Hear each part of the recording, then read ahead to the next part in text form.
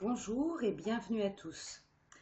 Cette vidéo a pour but de vous expliquer de manière simple, brève et claire, je l'espère, le fonctionnement de ce site, son architecture en quelque sorte et comment l'utiliser au mieux. Alors, je voudrais vous montrer les différentes possibilités de trouver du contenu, c'est-à-dire un article, un fichier de révision, quel que soit ce que vous cherchez sur le site. Le premier moyen, c'est d'utiliser le menu qui se trouve dans cette barre ici, qui est noire. On voit que le menu est composé de plusieurs catégories, de plusieurs rubriques. Et si l'on fait passer la souris, alors ici actuellement on est sur la page d'accueil. Si je fais passer la souris sur la catégorie présentation, un sous-menu va se dérouler. Même chose pour la catégorie 6e, 5e, 4e et 3e. Alors pour les différents niveaux de classe, j'ai divisé à chaque fois en deux sous-catégories, histoire et géographie, pour que les recherches soient plus simples. Si je passe ma souris sur réviser l'histoire, apparaît alors le seul chapitre qui est actuellement sur le blog pour ce niveau en histoire, un chapitre sur l'empereur, l'empire et la romanisation. Donc on va cliquer dessus. Et voilà, on tombe sur l'article relatif à la préparation du contrôle de fin de chapitre sur l'empereur, l'empire et la romanisation. Ça, c'est le premier moyen. On va revenir à la page d'accueil. Donc on clique sur accueil pour voir un deuxième moyen.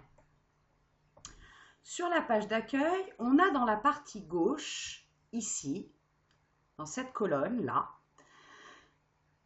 un menu qui nous permet de choisir une catégorie. Donc on clique sur la flèche et on va pouvoir sélectionner, alors il y a plusieurs possibilités, mais si je sélectionne 6e, voilà, à ce moment-là, on a la liste de tous les articles concernant le niveau 6e. Et donc je fais défiler et je vais forcément tomber sur l'empereur, l'empire et la romanisation. Troisième moyen de trouver du contenu sur ce site. Je vais pouvoir utiliser ce qu'on appelle la barre de recherche. Alors, j'en ai mis deux sur la page d'accueil.